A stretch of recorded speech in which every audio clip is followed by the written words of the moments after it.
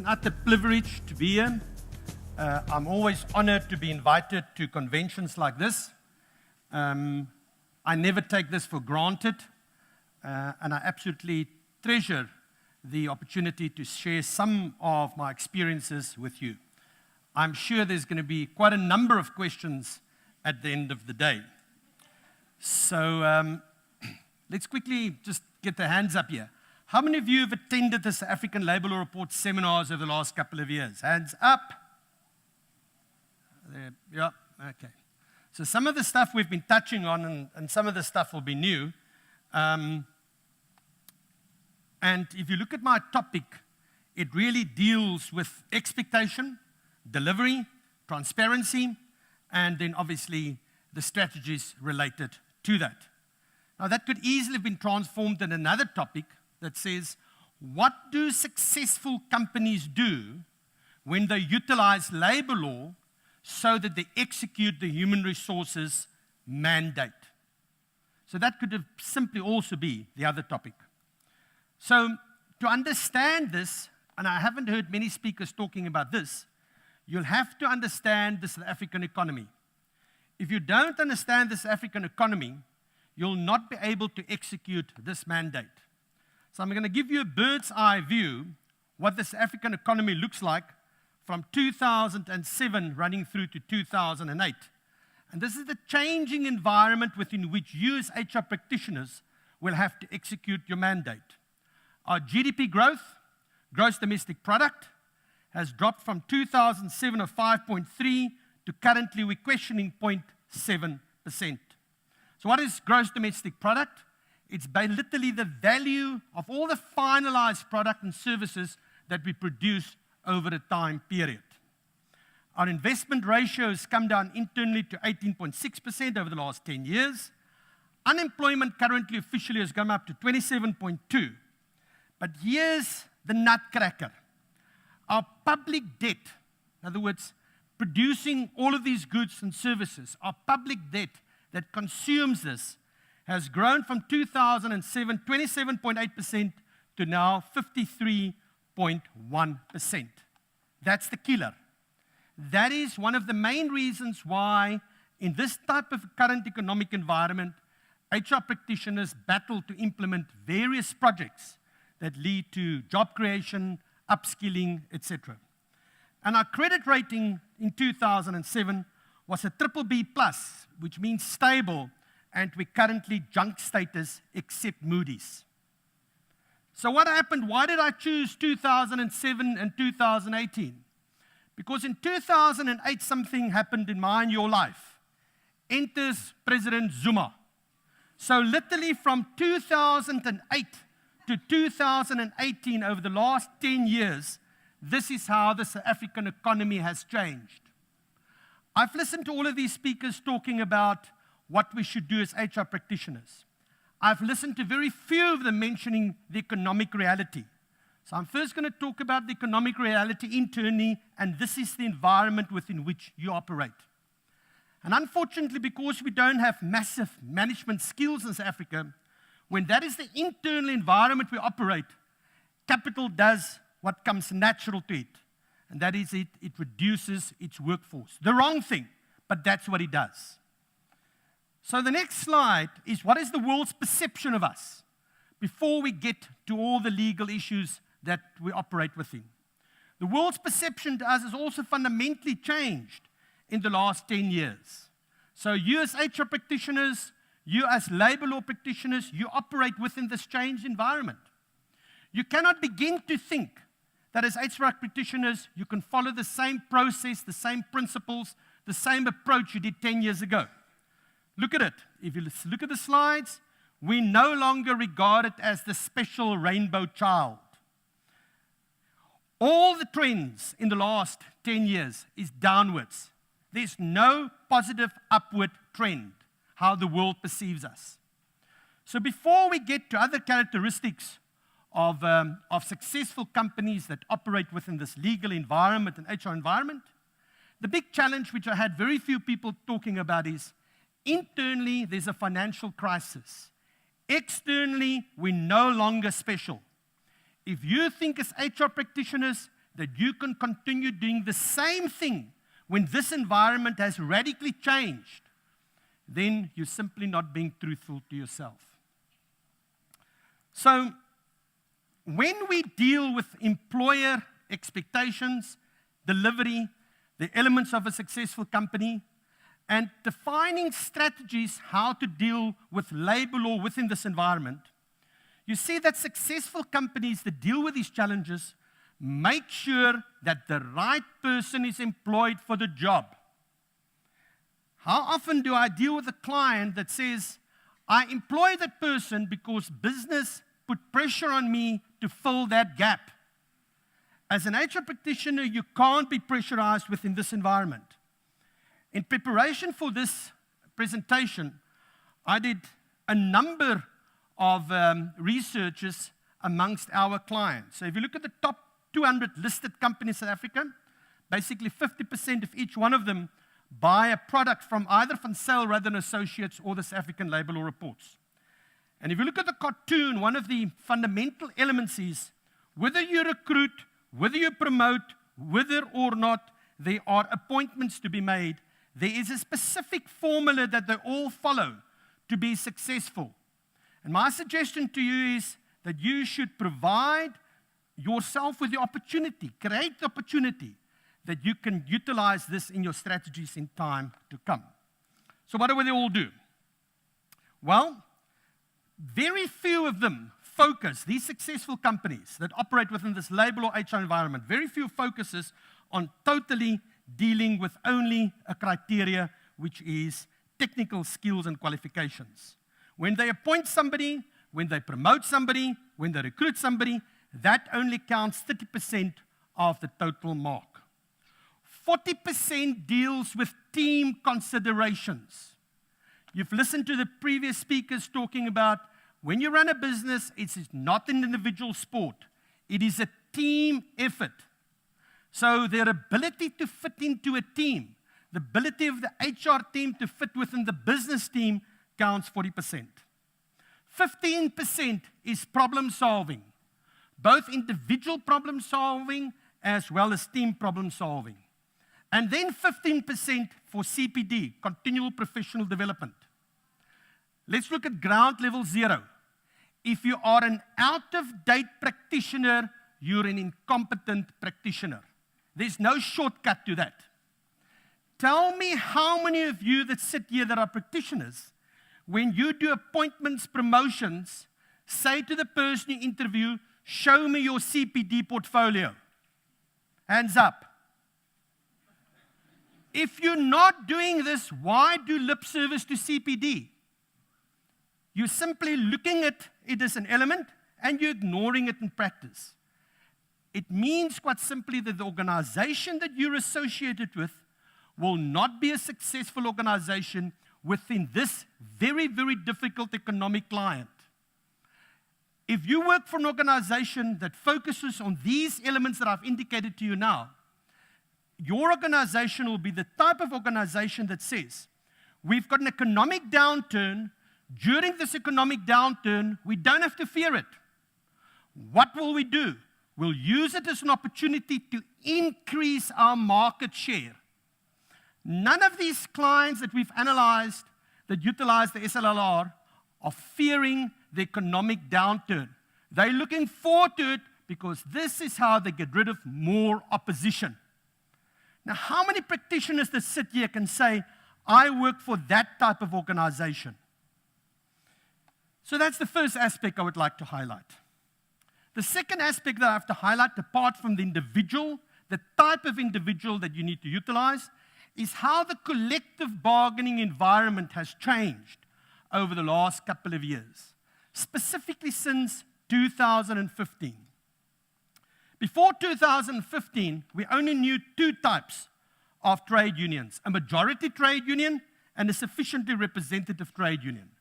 A majority trade union was entitled to Section 12, 13, 14, and 15, and 16 rights. Access to the workplace, deduction of union dues, representatives to be appointed, time off, and the disclosure information. And then we had sufficiently representative trade unions. And those trade unions had rights in Section 12, in Section 13, and Section 15, which meant, very simply put, access to the workplace, deduction of union dues, and time off for union activities. How many practitioners that sit here understand that after the Marikana disaster, there was a knee-jerk reaction to extend that collective bargaining environment to categories of trade unions that no longer existed beforehand? Like, for instance, a non-majority union, but the most representative union. Like, for instance, a trade union that doesn't comply with a threshold agreement, but is still regarded as being a sufficient interest, significant interest, or a substantial number of employees. Or alternatively, that by means of sectoral terminations, you can now grant organizational rights. Or lastly, irrespective of the level of representativity, you can grant unions rights pertaining to bargaining councils and statutory councils dispensations.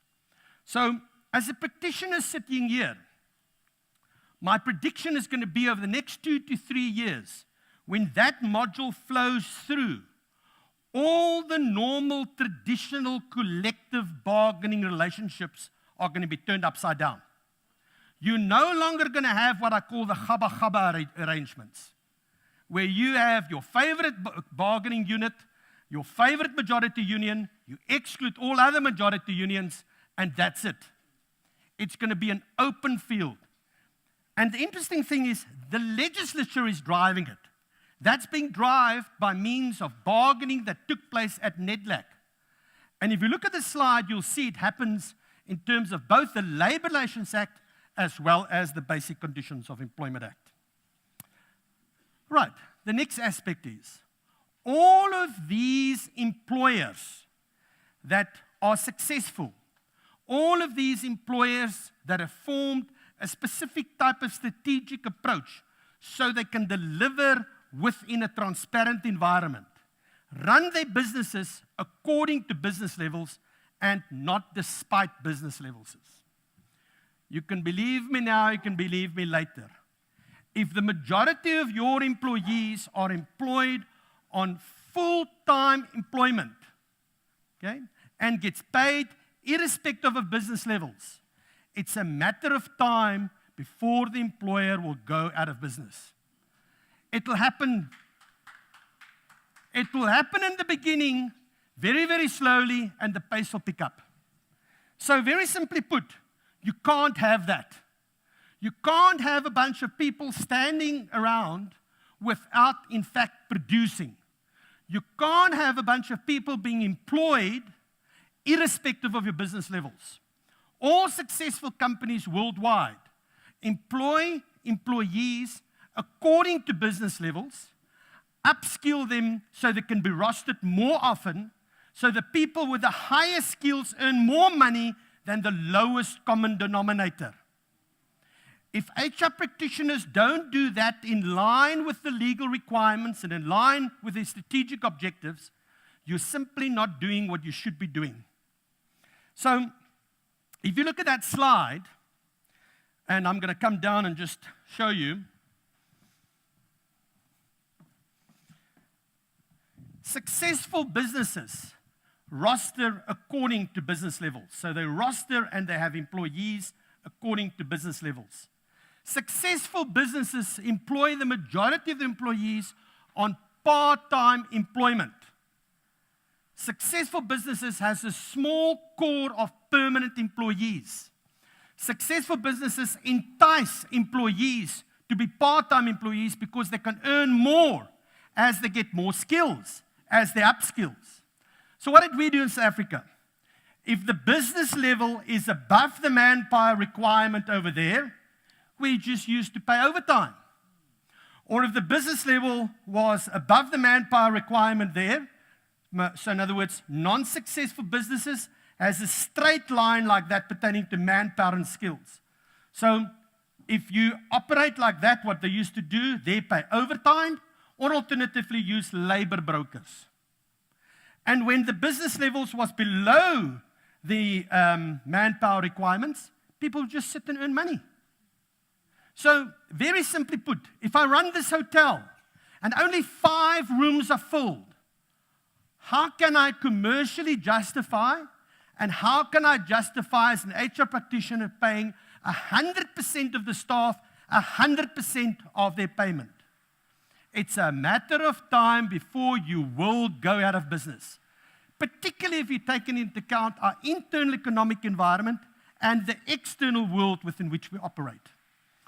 So, what has happened? Successful businesses make the business levels match the manpower requirements, match the skills requirements. What I haven't heard from any of the HR practitioners here is to say it's one of his strategic duties to go and work out exactly what the business drivers are. And then to say, pertaining to those drivers and business levels, I can match manpower requirements in respect of the number of people with the specific skills required to produce the output. Now, to my mind, that must be one of the most strategic objectives that HR must do. Within listed companies that we consult with, they battle, both from an HR point of view or from an operational point of view, to do those calculations.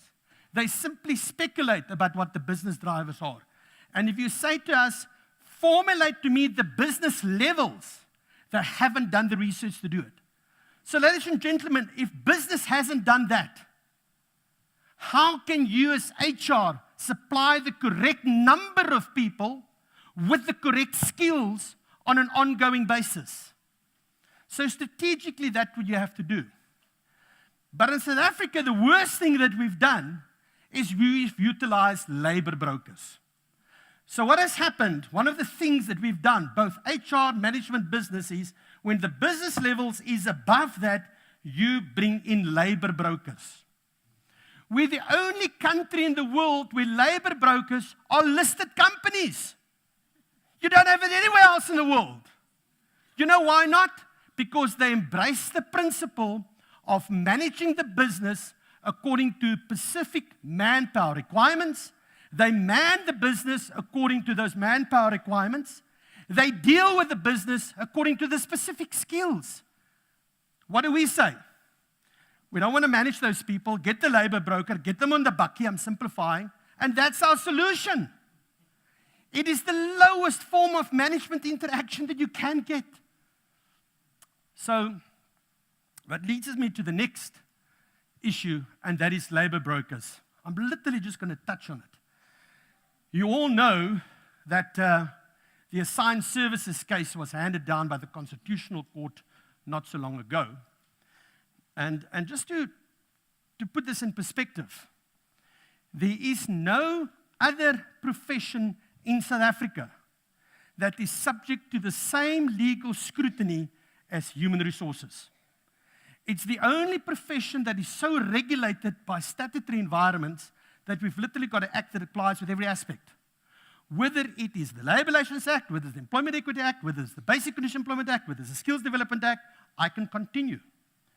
And once you look at all of those acts, there's an umbrella body on top of it that specifically regulates business and labor, and that's the Constitution.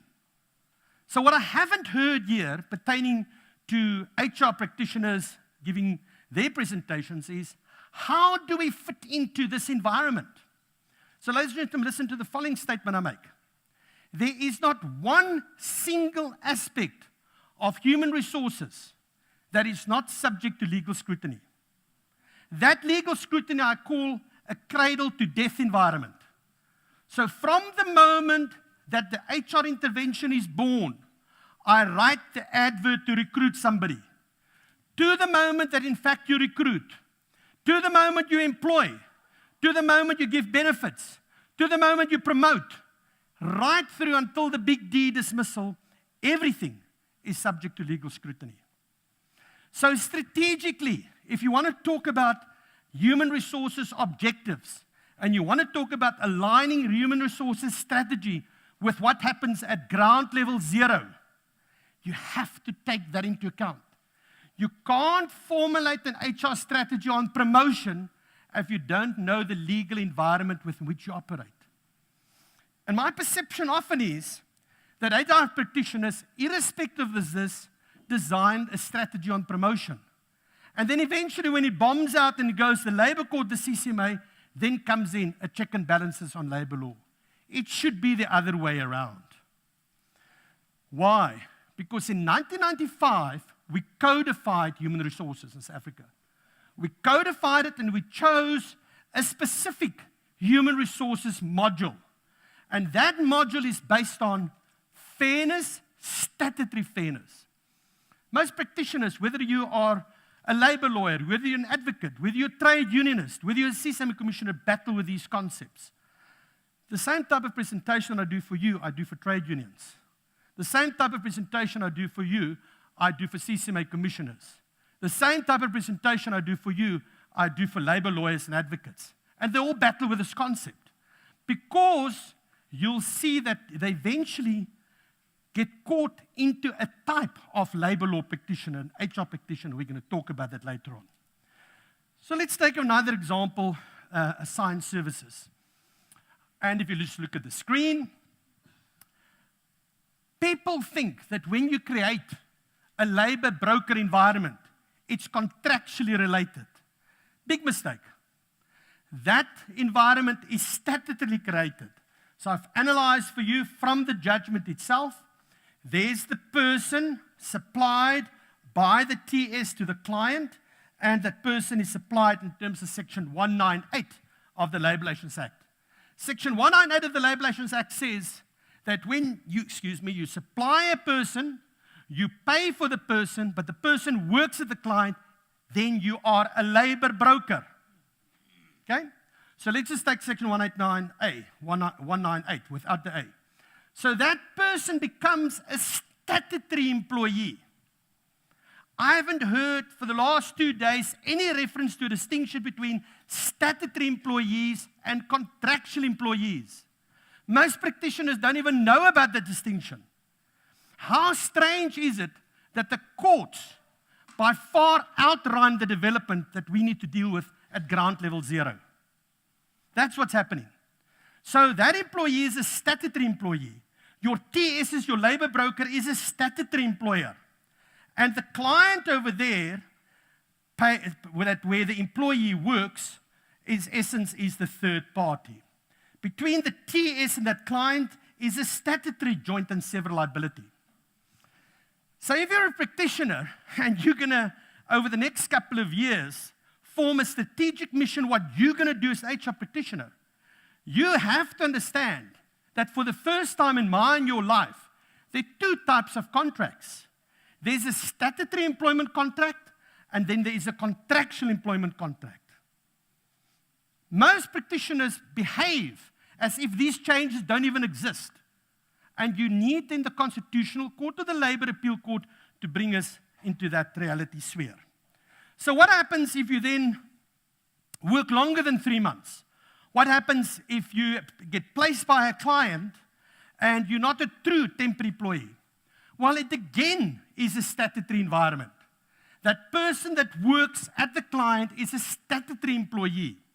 The client then becomes the statutory employer, and the TS is the third party. It's again statutory joint and several liability. When we consult with clients and we explain these type of concepts and the ones that will follow, you'll understand why I look at the human resources profession and I make the following comment. Before 1994, HR, human resources, was the catalyst that drove change in South Africa. Since 1984, it's as if we went to sleep. Nothing happens, and it's if we ignore reality. So tell me, just as a check, how many of you in your HR policies, in your HR environment, makes this distinction between how you're going to deal with statutory employees and how you're going to deal with contractual employees?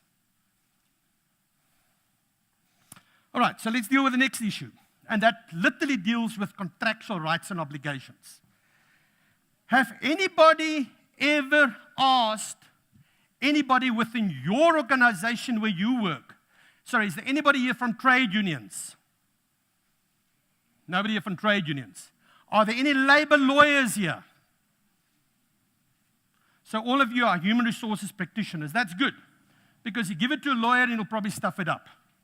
So let's deal with this concept. You're a human resources practitioner and you work for an organization. Have you ever asked anybody with that organization, where do these policies, practice, procedures come from that deal with promotion, appointment, benefits, retrenchment, etc.? Have you ever done that? All right? Or alternatively, have you purely taken them over and in your mind updated them? Okay? So let me tell you where they come from. 1988.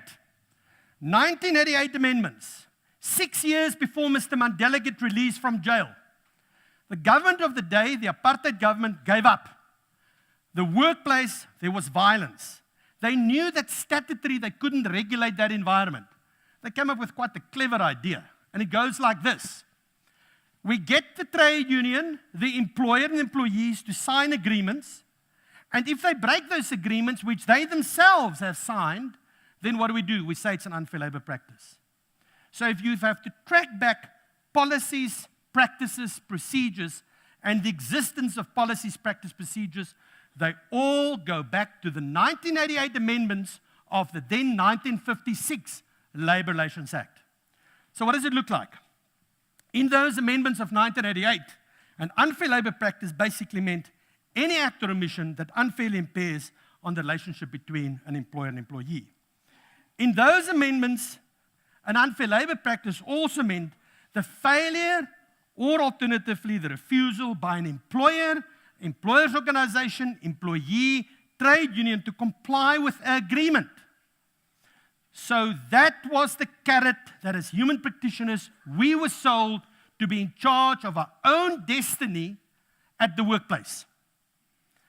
Ladies and gentlemen, the moment you woke up on the 11th of November in the year of our Lord 1996, that system was gone.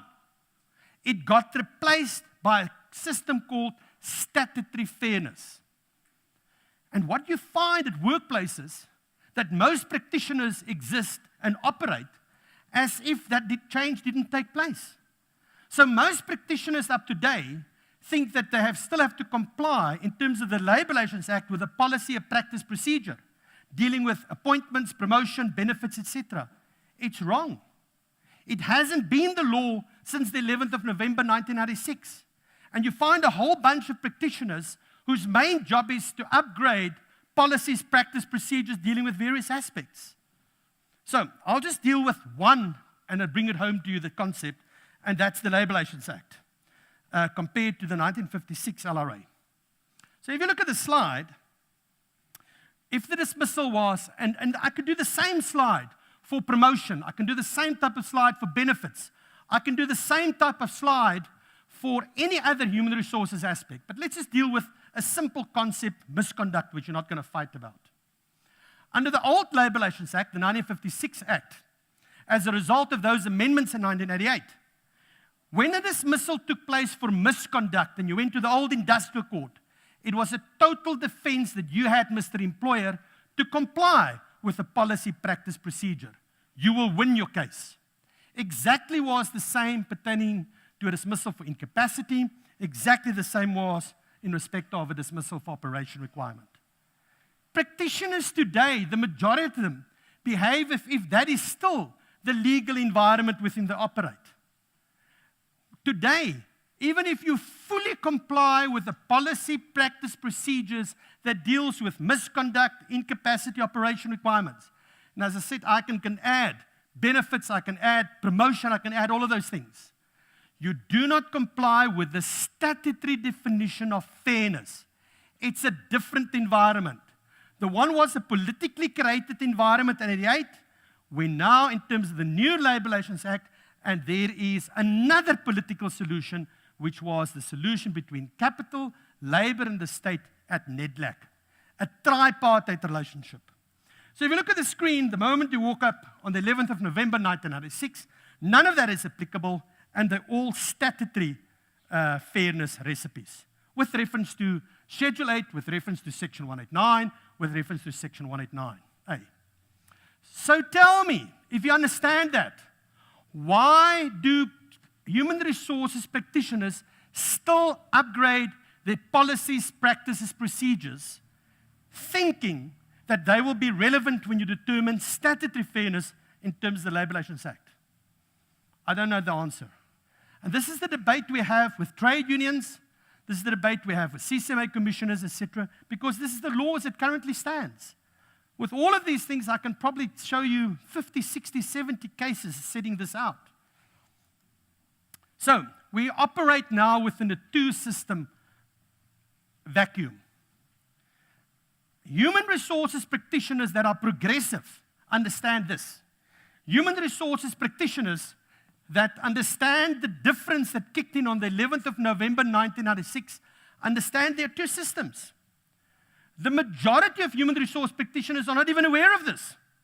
So your policies, practices, procedures created in terms of the 1988 dispensation now becomes contractual obligations in terms of the new Labour Relations Act. That what you do in terms of your statutory definition is then judged in terms of the Labour Relations Act. So let's look at the screen. So if you look at the screen, those policies, practice, procedures in your retrenchment policy, in your disciplinary code, etc., has got contractual consequences. The High Court and the Labour Court has jurisdiction.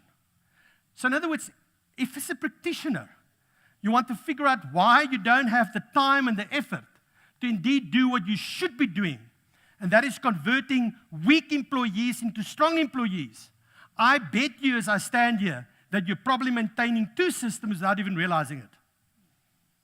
So those contractual rights and obligations gets enforced not in terms of the Labour Relations Act. They get enforced in terms of the Basic Conditions of Employment Act. So as a practitioner, you can't maintain two systems. You'll have to make the strategic decision to backpedal out of the one and only maintain the other. And which is the one you'll do?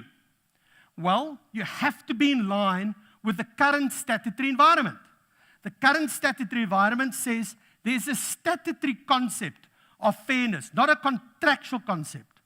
So if you on the 11th of November 1996 continued having policies, practices, procedures dealing with appointments, promotion, disciplines, disciplinary codes, they are enforceable in terms of Section 77.3 of the Basic Conditions of Employment Act in the High Court and in the Labour Court.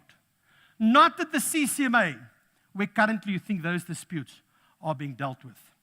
So if you look at the screen here, this is the two environments that you operate in. Very separate environments, very separate consequences, and you as practitioner can't maintain both. Why would you run the same race twice? Why would you be exposed in two different forums? Why would, in fact, you put business at risk at two different forums? That's the type of debate you should have with business. So let's look at there. There's a contractual right. It's a policy, practice, procedure. Let's just put it in simple terms. How many of you have got employment contracts? And the last paragraph, or the second last paragraph, it says, your employment is also subject to policies, practice, procedures, and any amendments thereto. Hands up. You operate within two systems. What you should be doing as practitioners is backpedal out of the one. Why run the same race twice? So if you've got it, then breaches of those contracts are not breaches of the statutory duty. So breaches of those contracts would lead to a claim for damages, compensation, and specific performance in the Labour Court and the High Court. If you breach your policies, practice, procedures, your conduct is not unfair, it is unlawful and ab initio void. Most practitioners don't even understand this. I don't know when you went to sleep. I mean, I consult with attorneys that bring their clients in of listed companies, and when you explain this to them and say, sorry, we're now going off to the Labour Court, yes, the union lawyer effectively identified the correct forum, we have a day's debate about this. And eventually they say, aha. So if you kept your policies, practice, procedure, you're in fact exposing business where they shouldn't be. The only test that you should be subject to is the statutory test of fairness. That statutory test of fairness, as set out in the Labour Relations Act, the negotiated dispensation created a netlack between capital, the labour, and the state. That's what they want. And if you look at that dispensation, it's a short, non-complicated process in many instances. What we have done as practitioners, we've used that statutory recipe as well as the contractual recipe, and we've in fact been wasting time. I've listened to the last 2 days of the concept efficiency, effectiveness. Tell me how you're going to be effective, efficient if you maintain 2 systems where you should be maintaining 1. It's an idea born still. So in this case, all Labour Appeal Court Authority, and hopefully the slides will be made available to you, please discuss it with business. Please discuss it with your labour lawyer. So the claim there is very different from there. Your conduct as an employer here will be branded as either fair conduct or unfair conduct. So I'm going to summarize for you. If you're stuck in the system that you were at 1988, and you're stuck enforcing policies, practice, procedures, and you've incorporated them in your contract, then indeed, the only question when you go to court is your conduct lawful or unlawful? Most practitioners don't even know the distinction.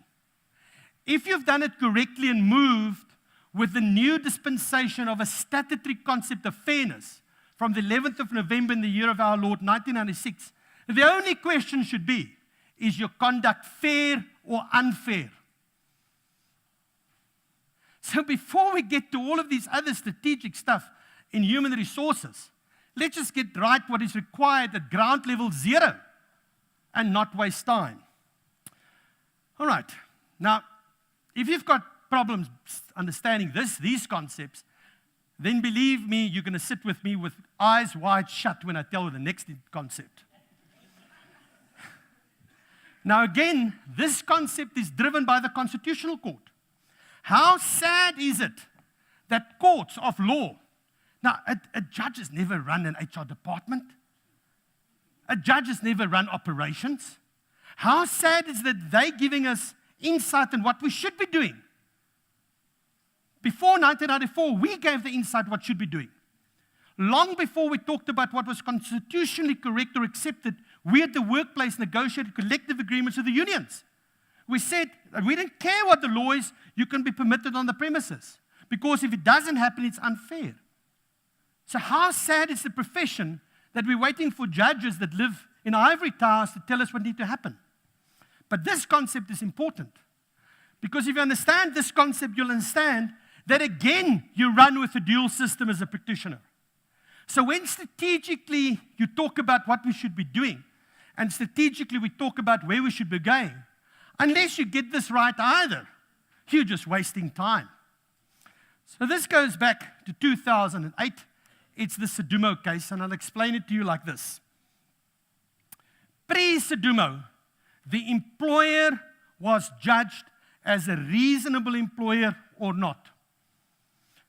Post-Sedumo, the employer's viewpoint does not matter, and the CCMA Commissioner's viewpoint of fairness or the Bargaining Council Commission of Fairness prevails. Listen to what I'm saying. So it means, very simply put, that what you do at the workplace is judged differently. So why do practitioners, if that has already been the law for 10 years, why do practitioners continue having a dual system where they judge what they do at the workplace, whether it's fair or not? Okay? So how does it work?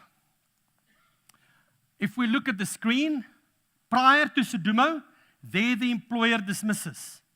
When the employer dismisses, the employer utilized various tools.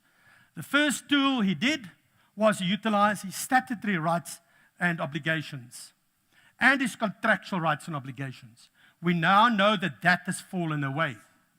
So we know that now you can't use contractual rights and obligations, because contractual rights and obligations can't be taken into account to determine whether your conduct is statutory fair or not.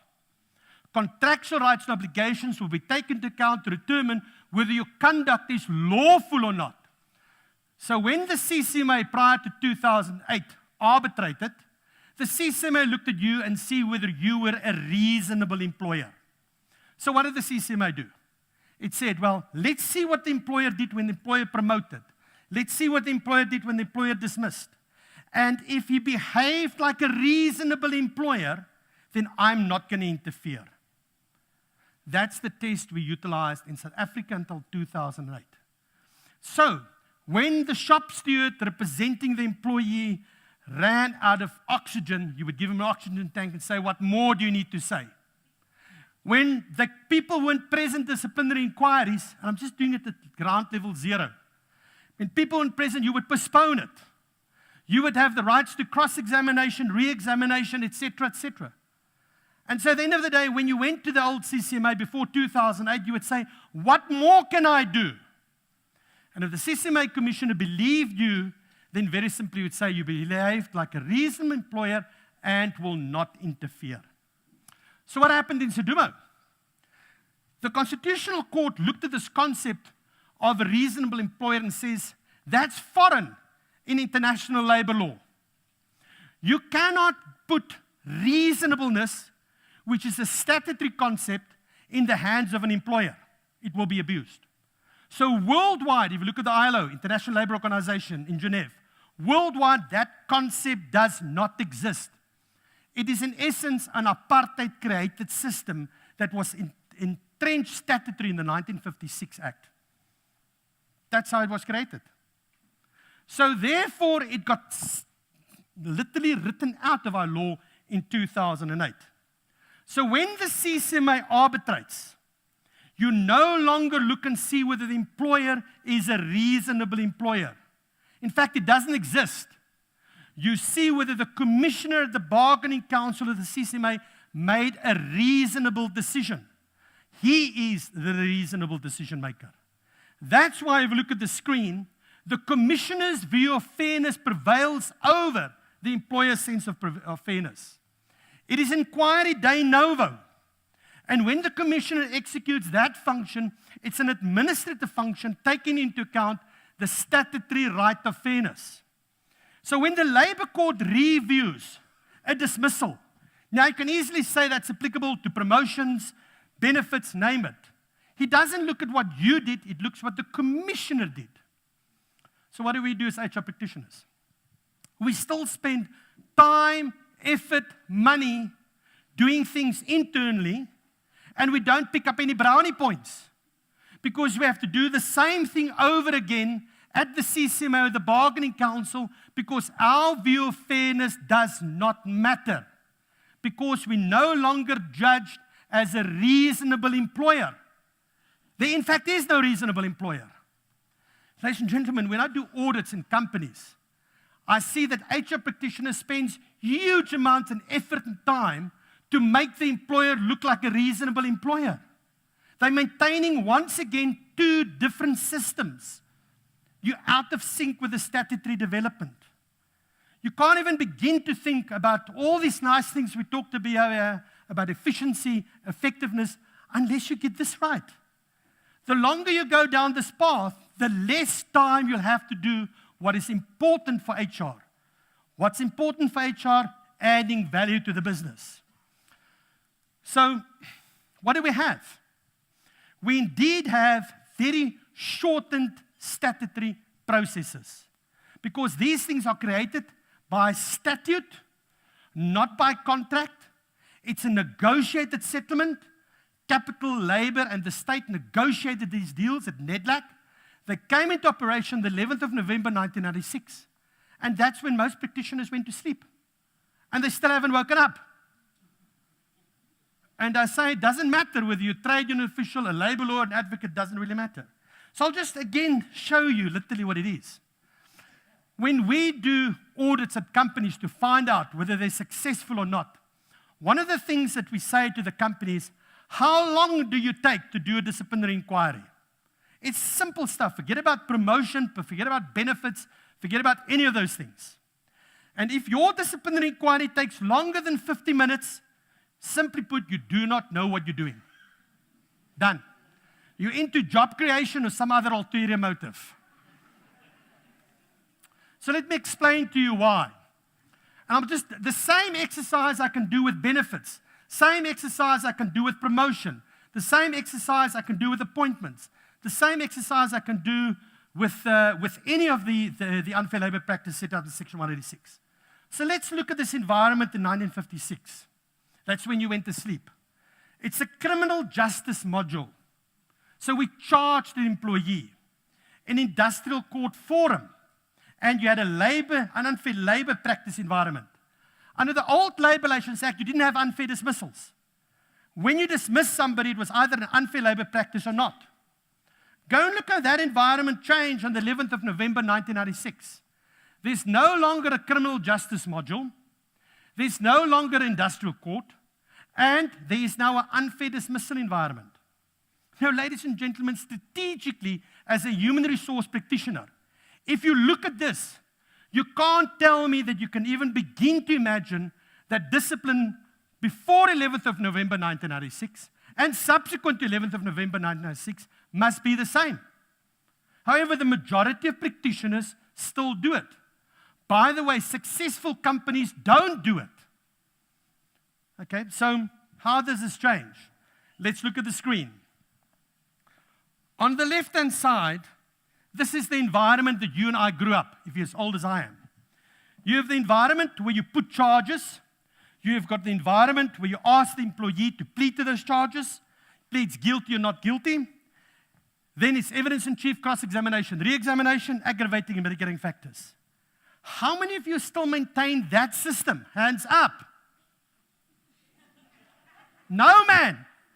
You went to sleep even before that date.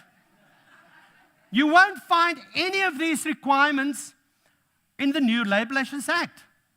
So what would you find in the new Labor Relations Act? That was on the right-hand side. So let's not kid ourselves. I mean, we're doing lip service to efficiency, to effectiveness, if we can't even get this right. If you can't even understand the labor law environment within which you operate. And if you think you've got a problem, sell this to your shop stewards. You think you've got a problem, sell this to business. Okay? So how should it be now on the right-hand side? So this is how disciplinary inquiries, as I said, I can do this the same for promotion, benefits, name it. So how should a disciplinary inquiry look like?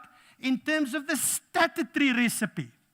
So you've got statutory employees, contractual employees. You've got statutory recipes, you've got contractual recipes. So remember, you want to operate only under one sphere, which is the statutory environment.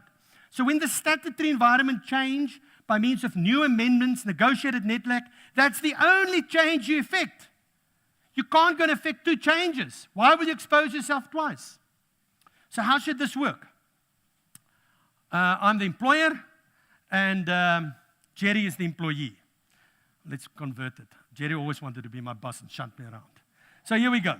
So Jerry says, Brian, the allegation is that you pinched Taryn's bum. Okay? What is your version? Now Jerry then says to me, Brian, your version would be, you can either put it in writing to me, or alternatively, you can come to an investigation. So the new Labor Relations Act allows for you to put it in writing. Why? Because there's no right to cross-examination, re-examination, evidence in chief. Why? Because you don't make credibility findings and reliability findings internally. You make them at that first time externally at the CCMA, the Bargaining Council, because there's no longer a reasonable employer. So I pull the hair out of my head when I see HR consultants making videos or sending out brochures saying, I'll train you how to do cross-examination for disciplinary inquiries. What the hell? They haven't even been at my planet since 11th of November 1996. Okay? So now I give my answer to Jerry. Jerry looks at it, no cross-examination, re-examination, it's fine in writing. But on the other hand, I don't trust him, so I say, Jerry, I'll rather come and state my case myself. So I go there, Jerry says, Brian, what do you say? I say my story. Brian, you've got any other witnesses? I call my witnesses. Jerry then says to the employer, what is your version? He says it, done. Jury makes a finding, guilty, not guilty. There's no aggravating factors. There's no mitigating factors. You won't find it in Schedule 8. Madam, Mr. Practitioner, you're maintaining systems that you're not required to do. You went to sleep. All right, so operational workplace rules. When we restructure businesses, I've got a bunch of very clever people that work with me. The people that work with me make me look stupid. So I only employ people that are really clever than I am. It's not very difficult. So when we go and restructure a business, they go out and they do return on investments, they do EBITDAs, they do sales, etc., and they do all of those gooders. I'm like an HR practitioner, labor law practitioner, so I go to the HR office. That's where I feel comfortable. And I say generally to the HR director or manager, get me the files, you don't have to number them, the number of files of misconduct intervention of the last 12 months and pack them out there. Get me all the files for incapacity in the intervention and pack them out there. So remember, when we restructure businesses, we only make money if I give you return on your investment. So that's our business module. So if I can't turn your business around, I lose. And all these accountants and bean counters will work out why we're going to do this, why we're going to do that, and why we should do this, and what the formula would be. Mine is quite simple. If the number of files executed for misconduct over the last 12 months is higher than the number of files executed for incapacity, we'll make money. The current HR team, together with business, do not know what they're doing. Okay, why do I say that? The mere fact that you sit here listening to me doesn't mean you understand what I'm saying.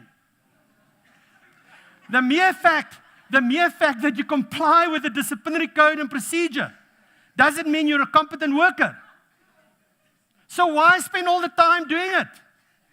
If I comply totally with the disciplinary code and procedure, I'm on time, I don't sexually abuse my work partners, I don't spit, I don't steal, does it mean I'm a competent worker? No. It purely ensures attendance at the lowest level possible. So why do it?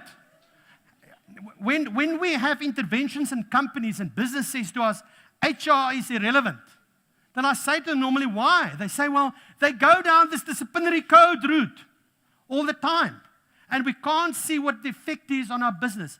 They're correct, ladies and gentlemen. Can you remember Ian, who was the first speaker, and he broke everything down into first revolution, second revolution, the third, etc.? And he then made a reference to a couple of authors, and he says, in the first revolution, 100 years ago, what was the challenge of business? He said the challenge of business was arriving at work and doing what you're supposed to do. Auk, is that what you're still doing in the year of 2018? Can't be. So therefore, successful companies don't focus on disciplinary codes and procedures. They know it's a waste of time. They know that a competent employee that does what he or she is supposed to do, what does that mean? It's the only time I've got left. And who gave you the right to do that? And what would I think of that? Is this IT interfering with my speech? Unplug the bloody thing. All right, so successful companies know. Successful companies that employ human resource practitioners know. Don't focus on disciplinary codes and procedures. It's a criminal justice module. They know it is entrenched 100 years ago. So a person that does his job well, that loves his job, if you listen to Macro, that loves his job, that person is not going to steal. That person is not going to be late. That person is not going to be sexually harass other employees. Okay? So what do these successful companies do when you now have to define your strategy, etc.? They create operational workplace rules. All right? So what is that? Operational workplace rules is a statutory concept that's set out in Schedule 8, utilized by employers at the workplace. So the majority of HR practitioners that work in non-successful companies focus on that criminal justice module. And just listen to what Ian said. 100 years ago, that was used just to ensure attendance at work and behaving properly. It was, if you look at Ian's presentation, it was used there to ensure that people from the fields produce, that people that were laborers produce. We're still utilizing it in South Africa. So what do we want to do?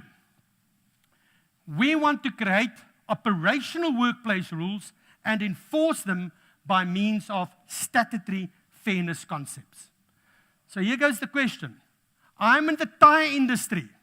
If I had to apply this principle, I would make a workplace rule as an HR practitioner that looks like this. Make 10 round tires every 4 hours. That's an operational workplace rule. Okay? What does this generation of practitioners do? They don't have those workplace rules. And in fact, when they have those workplace rules, they upfront categorize them as incapacity workplace rules. If you look at the screen, successful companies understand it is not the type of workplace rule that determines the action. It is not even how you categorize that determines the action. It's how you breach it that determines the action. So I close my eyes and I dream my dreams that the penny drops today. I close my eyes and I dream my dreams that HR practitioners, you figure out I can't operate in the two systems. A statutory system created in 88 and this system which we now have, which is a different type of system, which is this fairness system. So if you get it right, this is what you'll do. And by the way, this is what successful HR practitioners and successful companies do. You take my example, 10 round tires every 4 hours. If I breach that workplace rule intentionally or negligently, it is misconduct and I utilize items 1 to 5 of Schedule 8. How many practitioners do that? How many practitioners create what they should do, workplace rule in the business that are operational workplace rule, and when you breach it intentionally and negligently, you use misconduct? If you worked in a successful company, you would be doing it. If you're not doing it, you went to sleep on the 11th of November, 1996. Ladies and gentlemen, that's the true role of HR practitioners utilizing misconduct, not the disciplinary code. A disciplinary code is a criminal justice module. What you're required to do is create workplace rule, and if the employee breaches this workplace rule, intentionally or negligently, you follow the statutory recipe, item 1 to 5, Schedule 8.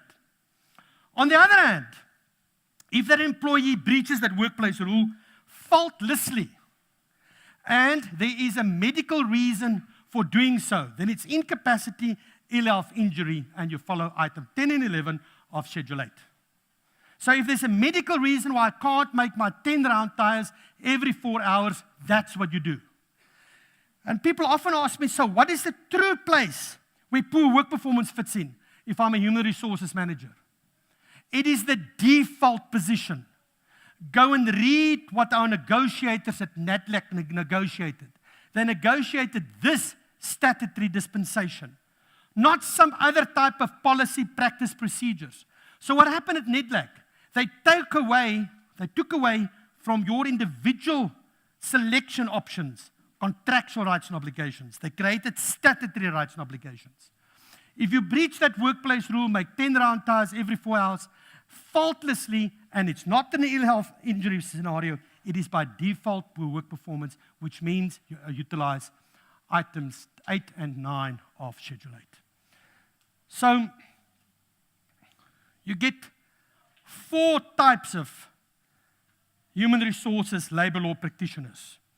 First generation human resources HR practitioners are those that continue to operate under the 1956 LRA. The second one is those that continue to operate, and that's the second generation human resources practitioners, those that operate in terms of the 1988 amendments. The third generation human resource practitioners are those that operate in terms of the new Labour Relations Act that kicked in the 11th of November 1996. And super duper human resource practitioners that work for successful companies operate in terms of the environment as it changed since 2008, kick-started by the Constitutional Court, and so embedded in our Constitution. No reasonable employer test, only a test of statutory fairness, no contractual rights and obligations, and what you've created for yourself is a nightmare. So who knows the Rip van Winkle story? Who knows Rip van Winkle, the story? Rip van Winkle is a story published in 1819, 1820 by Washington Irving in America. Rip went to sleep in a forest for 20 years and woke up 20 years later. The entire world around him had changed. It is a story about innovation. It is a story about courage. It's a story about faith. My firm belief is it's now time to wake up. Go and read on the internet Rip van Winkle. That same focus, that same courage, that same honesty is that what you require now as HR practitioners. And if you do that, we'll try together make some sense of an ever-changing environment. Thank you, ladies and gentlemen.